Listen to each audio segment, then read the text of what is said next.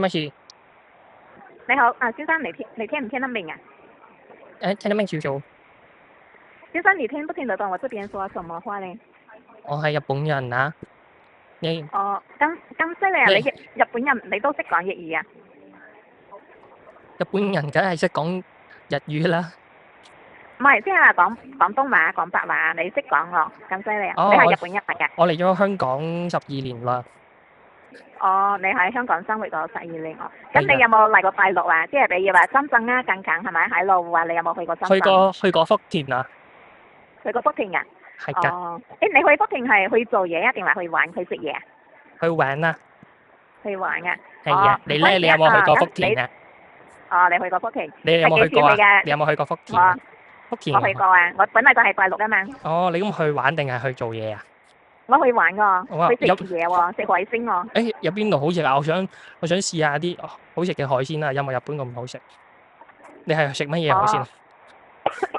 食咩海鮮啊？啲係啊，海鮮就係啲蝦啊，嗰啲咩嘢嗰啲咩嘢都有啊。叫咩名啊？嗰間餐廳我又唔記得喎，咁多餐廳我又唔記得邊間餐廳我。即係唔係咁你都去過麻麻地好食福田啊？嘅係咪啊？即係麻麻地好食啫。去過。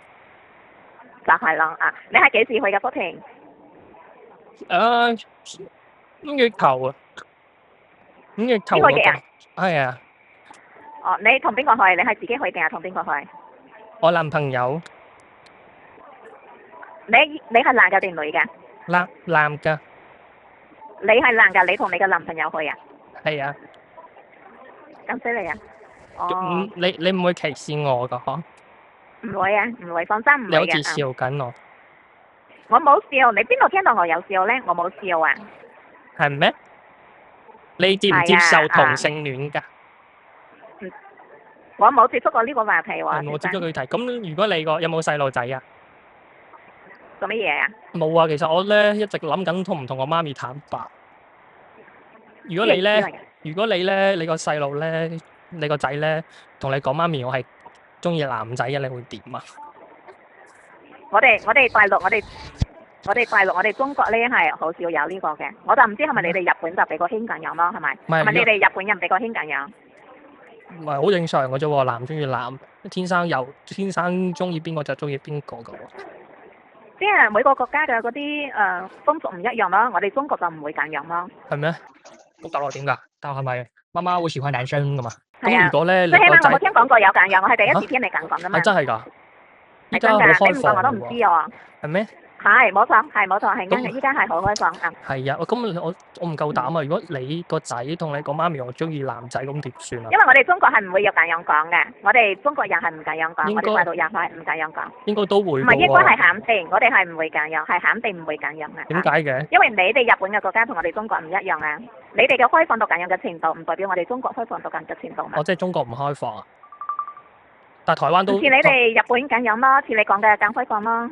台灣都承認喎，但係台灣都 OK 喎。當然就每個國家都有承認有唔承認係咪？只不過係我接觸嘅唔係咁樣啦。咁即係你都覺得台灣唔係中國嘅一部分？都係一部分啊，都係屬於中國啊，香港都係屬於中國啊。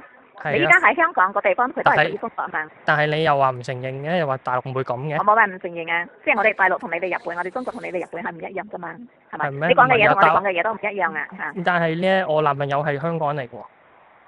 係啊。係啊。咁你都好有眼光啊，揾到香港人啊，係咪？你喺香港都生活咗咁多年啊。係啊，做生意啊嘛。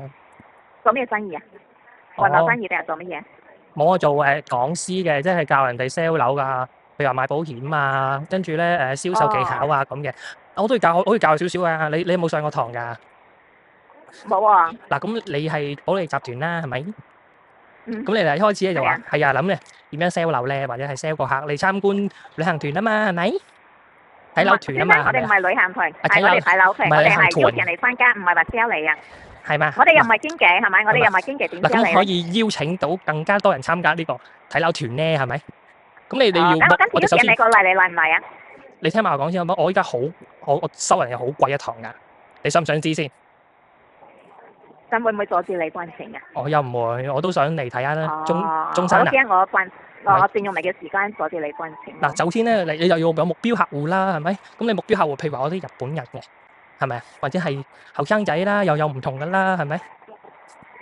係啊，係啊，咁你如果我係嗱，譬如話係後生仔，你會點樣寫我啊？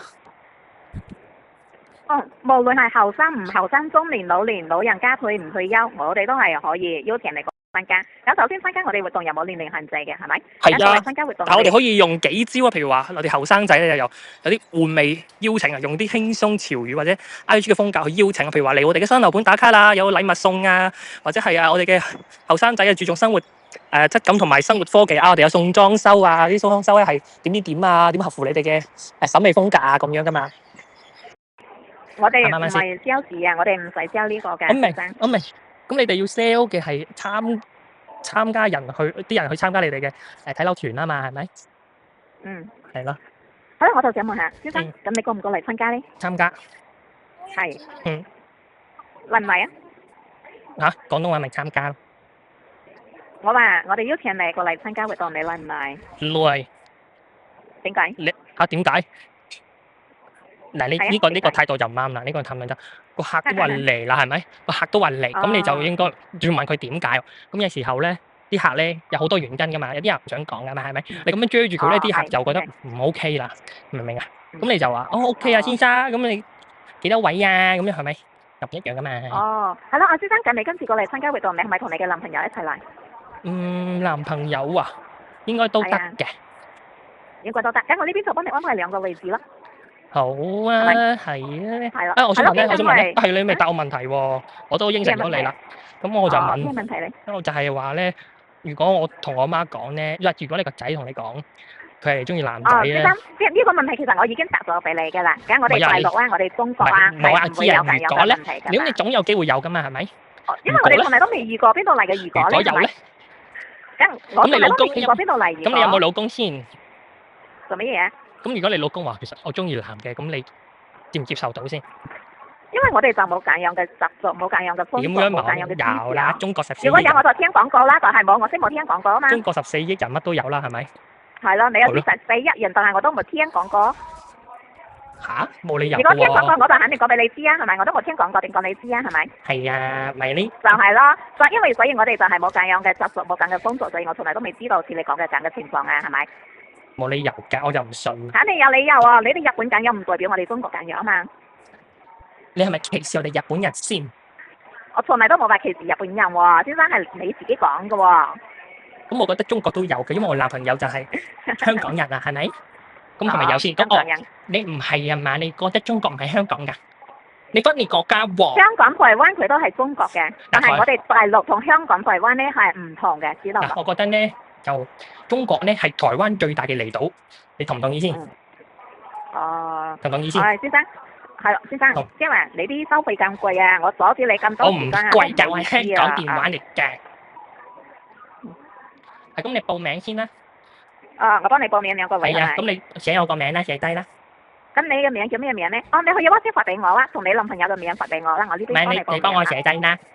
好啊，你報一下，點寫嘅？采你刀啊，叫。咩啊？我姓采你刀。先生，英文我都唔識，你嘅日語我更加唔識啊！你 WhatsApp 發俾我就得啦。你 WhatsApp 揾我都唔啱啦，係咪先？因為我唔識寫你嗰個字啊。你寫彩色個彩，姓采你，我叫姓采你刀，彩色個彩。你咪個你，刀成個刀。跟住咧名叫阿膠。唔好意思，我唔識聽喎。哎呀，唔好意思啊，先生我都唔阻你升嚇，多謝你嚇，唔阻你升嚇，多謝你啊。中國係台灣最大嘅離島，中國係台灣最大嘅離島。